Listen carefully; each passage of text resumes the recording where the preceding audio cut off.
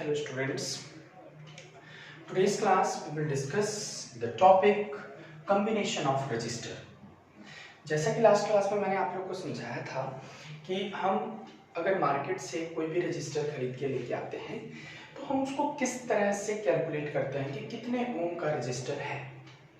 आज हम इस टॉपिक पर डिस्कस करेंगे कि अगर हम दो या दो से ज्यादा रजिस्टर को कंबाइन कर दें तो उसका टोटल रेजिस्टेंस के ऊपर क्या फर्क पड़ेगा, और साथ में अगर मेरे पास दो रजिस्टर है, सपोज करो दो रजिस्टर मैं खरीद के लेके आया मार्केट से और मुझे किसी भी डिवाइस के पास लगाना है या डिवाइस से कनेक्ट करना है और उन दोनों के कॉम्बिनेशन से टोटल कितना रजिस्टर क्रिएट होगा, इसके मेरे पास दो तरीके का कॉम्बिनेशन होता है।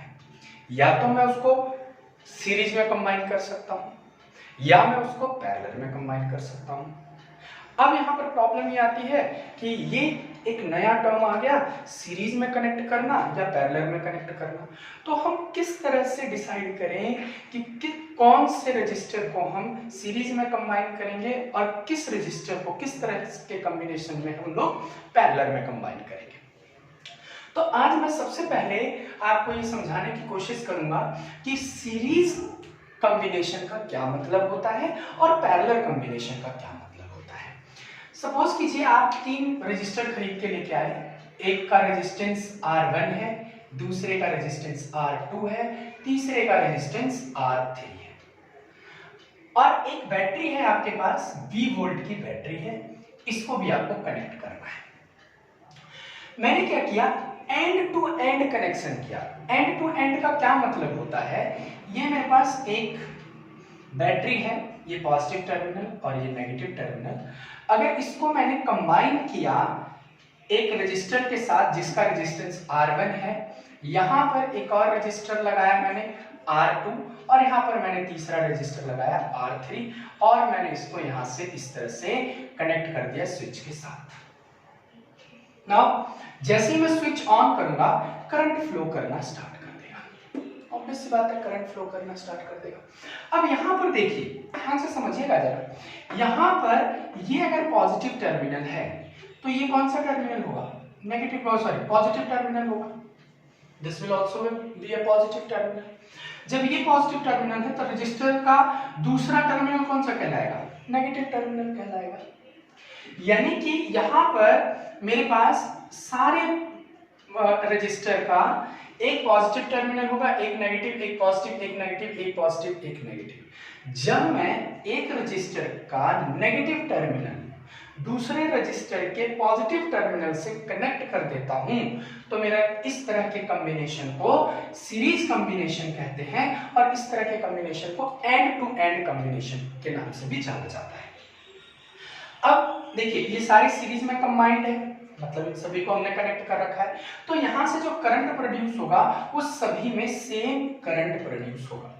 तो अगर यहां पर हमने करंट I किया, यहां से अगर करंट I फ्लो कर रहा है तो हर एक रजिस्टर के अंदर I करंट ही जाएगा, I1, I2, I3 नहीं जाएगा। क्यों? क्योंकि लोड तो तीनों लोड की वजह से ही तो करंट प्रोड्यूस होगा, लेकिन पोटेंशियल सबका अलग अलग होगा क्योंकि यहां पर रेजिस्टेंस अलग है।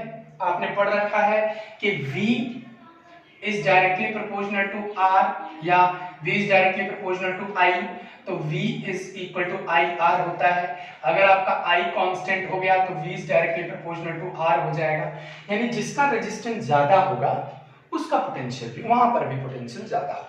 जहां पर रेजिस्टेंस कम होगा वहां पर भी पोटेंशियल कम होगा। तो इस जगह पर सपोज कीजिए V1 पोटेंशियल है, यहां पर V2 पोटेंशियल है और यहां पर V3 पोटेंशियल है। मतलब मेरे पास तीन रजिस्टर है, तीनों का पोटेंशियल मैंने अलग अलग कर दिया, V1, V2 and V3। But मैंने दिया कितना था पोटेंशियल, मैंने पोटेंशियल V दिया था और ये V तीन फॉर्म में कंबाइन हो गया, V1 plus V2 plus V3 के फॉर्म में। यानी टोटल पोटेंशियल मेरा जो V है ये तीन पार्ट में कंबाइन हो गया, V1 plus V2 plus V3। Clear? इसको मैंने फर्स्ट इक्वेशन मान लिया। Now we know that from Ohm's law V is equal to IR, ये आपको पता है, अभी वहां भी मैंने समझाया। तो V1 is equal to IR1 होगा, V2 is equal to IR2 होगा and V3 is equal to IR3 होगा। अब मैं क्या करता हूं, ये जो भी वैल्यूज आई हैं मेरे पास, मैं इस वाले इक्वेशन में पुट कर देता हूं। तो V की जगह पर IR, अब इसको मैं S के नाम से जान लेता हूं क्योंकि मेरे सारे रेजिस्टेंस किसमें कंबाइन है, सीरीज में कंबाइन है। तो IRS is equal to IR1 plus IR2 plus IR3। अब अगर हम यहां से I कॉमन ले लें तो क्या बन जाएगा, R1 plus R2 plus R3। अब इस I से ये I कट गया तो RS is equal to R1 R2 plus R3। यानी कि आप कह सकते हैं कि जब आप किसी भी रजिस्टर को सीरीज में कंबाइन करते हैं तो टोटल जो रेजिस्टेंस होता है वो आपके सम के बराबर होता है, इंडिविजुअल रेजिस्टेंस के सम के बराबर होता है। अब राइट साइड में जो मैंने अभी आपको समझाया उन्हीं का यहाँ पर कंक्लूजन लिखा हुआ है। हर कंक्लूजन को मैं आपको समझाने की कोशिश करता हूँ। Number 1, current is same in every register. अभी मैंने समझाया आपको कि करंट यहाँ पर क्या होगा, सेम होगा। सीरीज में अगर आप कंबाइन कर देते हैं तो करंट विल रिमेन सेम। दूसरा क्या है, current in the circuit is independent of relative position of the various register in the circuit. अब रजिस्टर कहीं पर भी आप लगा दीजिए, कितनी भी दूरी पर लगा दीजिए, एक रजिस्टर यहाँ लगा दीजिए, एक यहाँ लगा दीजिए, एक यहाँ लगा दीजिए, तो करंट के ऊपर कोई फर्क नहीं पड़ता, करंट आपका हमेशा सेम रहेगा। तो रजिस्टर के पोजीशन के ऊपर करंट का कोई फर्क नहीं पड़ता है।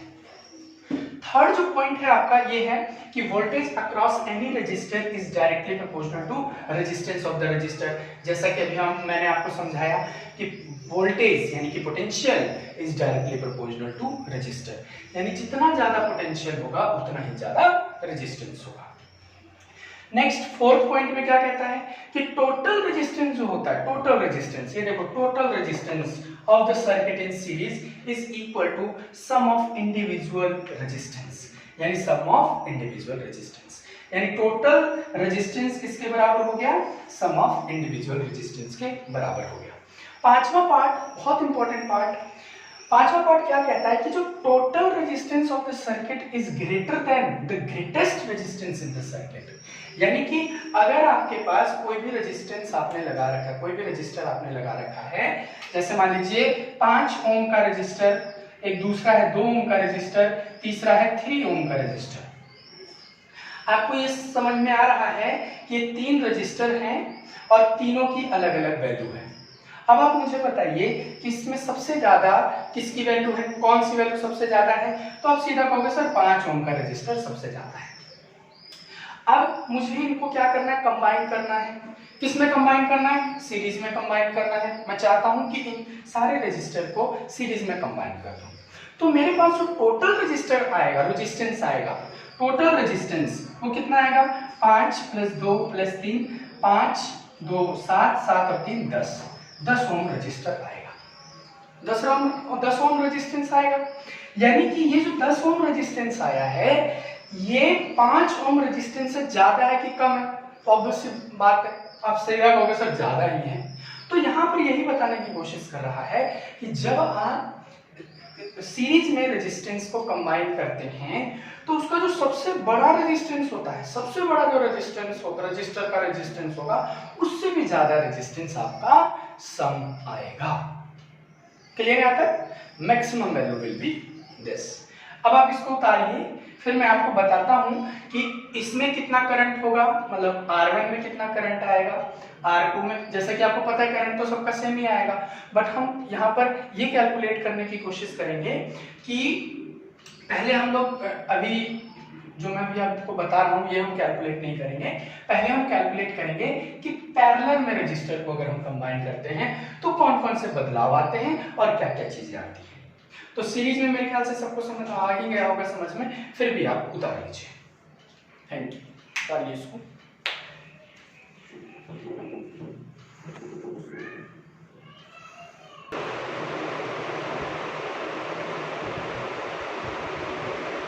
Now, in the second topic, we will discuss the topic that is resistance in parallel. ठीक है, अब हम पैरेलल में कंबाइन करते हैं यही इसी रेजिस्टेंस को। तो जैसा कि मैंने अभी आपको बताया कि भाई जब हम पैरेलल में कंबाइन करेंगे तो what is the meaning of parallel. अब क्या कीजिए, जितने भी रेजिस्टेंस हैं इन सभी का एक एंड एक पॉइंट पर ज्वाइन कर दो। एक कर दिया ऐसे, दूसरा यहां से ऐसे और तीसरा यहां से ऐसे, इस तरह से हमने ज्वाइन कर दिया। ठीक, और इसको एक पोटेंशियल एक बैटरी से हम कनेक्ट कर देते हैं जिसका V वोल्ट है। यानी कि ये रेजिस्टेंस आपके पास R1 था, ये R2 है, ये आपके पास R3 है। तो एक चीज बड़ा मतलब समझना चाहिए आप लोगों को कि जो आप मार्केट से रेजिस्टर खरीद के लेके आएंगे वो तो कुछ ऐसा होगा, है ना, इस तरह से होगा जिस पर ये 3 स्ट्रिप्स लगी हुई होंगी ऐसे और एक ऐसे स्ट्रिप लगी हुई होगी। तो जो तीन आप रजिस्टर खरीद के लेके आएंगे तो आपको ध्यान में ये रखना है, देखिए ये इस तरह से कंबाइन करना है। ठीक है, ये देखिए ये 3 स्ट्रिप ऐसे एक वायर और ये तीसरा रजिस्टर इस तरह से ऐसे। अब इन तीनों को एक ही पॉइंट से आप ज्वाइन कर दीजिए, इन तीनों को आप एक ही पॉइंट से ज्वाइन कर दीजिए। Now this type of combination is known as parallel combination. Clear? Now parallel combination के अंदर क्या क्या चेंजेस आते हैं और क्या क्या होता है इसके बारे में हम पूरा डिटेल में पढ़ेंगे। नाउ इसका रेजिस्टेंस अगर R1 है, यहाँ पर R2 है, यहाँ पर R3 है, तो आपको पता है बेटा कि तीनों अलग अलग रजिस्टर है तो तीनों का लोड अलग अलग होगा, तो तीनों के अंदर करंट अलग अलग जाएगा। यहाँ सपोज कीजिए I1 करंट गया, यहाँ पर I2 करंट गया, यहाँ पर I3 करंट गया। हमने जो वोल्टेज दिया था वो V गया था और तीनों वायर में सेम वोल्टेज जाएगा। यानी कि वोल्टेज क्या होता है पैरेलल में, voltage is same in every resistance. यानी पोटेंशियल जो होगा वो आपका सेम रहेगा लेकिन करंट जो होगा वो बदल जाएगा। तो टोटल करंट अगर यहां से I आपने दिया था तो टोटल करंट किसके बराबर हो जाएगा, I is equal to I1 plus I2 plus I3 के बराबर हो जाएगा। यानी टोटल करंट आपका तीनों करंट के सम के बराबर हो जाएगा। We know according to Ohm's law, we know that V is equal to IR, ये हमें पता है। अब मैं यहाँ से I की वैल्यू निकाल लेता हूँ तो I is equal to V upon R। इसी तरह I1 की वैल्यू मैं निकाल लेता हूँ तो V upon R1, क्योंकि पोटेंशियल यहाँ पर सेम है। V2 is equal to I2 is equal to V upon R2 और I3 is equal to V upon R3। अब इस सारी वैल्यूज को इस वाले इक्वेशन में पुट कर देते हैं तो I is equal to V upon, देखिए I की जगह पर पुट कीजिए तो V upon Rp is equal to V upon R1 plus V upon R2 plus V upon R3। V हम ले लेते हैं बाहर तो बच गया हमारे पास R1 plus R2 plus 1 upon R3 और यहाँ पर है V upon Rp। अब V से V काट दिया तो क्या रह गया, 1 upon Rp is equal to 1 upon R1 plus 1 upon R2 plus 1 upon R3। यानी अब आपको ये चीज समझ में आ गई कि भाई जब हम पैरेलल में कंबाइन करेंगे तो हमारा जो टोटल रेजिस्टेंस होगा वो reciprocal of individual sum of reciprocal of individual resistance के बराबर होगा। तो देखिए यहाँ पर 5th पॉइंट में भी यही लिखा हुआ है कि the reciprocal of total resistance, the reciprocal of total resistance in a parallel combination is equal to the sum of reciprocal of individual resistance। यानी आपका जो टोटल रेजिस्टेंस होगा वो किसके बराबर होगा, सभी रेजिस्टेंस के रेसिप्रोकल के सम के बराबर होगा। तो ये पॉइंट भी आपको समझ में आ गया। नाउ यहां पर एक चीज और समझिएगा जरा, ये पॉइंट को मत समझिए। नेक्स्ट, अब इसमें देखिए जैसे कि मैंने अभी आपको बताया कि करंट जो होगा हर सर्किट के अंदर, यहाँ पर जो करंट हम कैलकुलेट करेंगे तो करंट जो होगा वो इनवर्सली प्रोपोर्शनल टू रेजिस्टेंस होगा। यानी जिसका ज्यादा रेजिस्टेंस होगा उसके अंदर कम करंट फ्लो करेगा। इस चीज को, क्योंकि इनवर्सली होगा। देखिएगा जरा जरा कैसे, v is equal to I R होता है ना, इसको नीचे ले आइए तो i is equal to v upon R हो जाएगा। तो यहाँ पर देखिए अगर v आपका कांस्टेंट हो तो i is equal to 1 upon R होगा। ठीक है, तो इस तरह से हम इसको समझ सकते हैं और ये सारे पॉइंट्स भी आपको समझ में आ रहे हैं।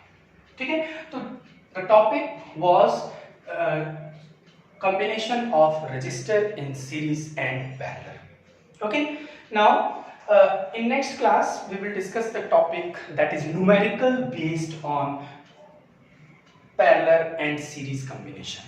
मैं आपको कुछ 2-3 न्यूमेरिकल बताऊंगा, बाकी सारे हम एनसीईआरटी से समझने की कोशिश करेंगे।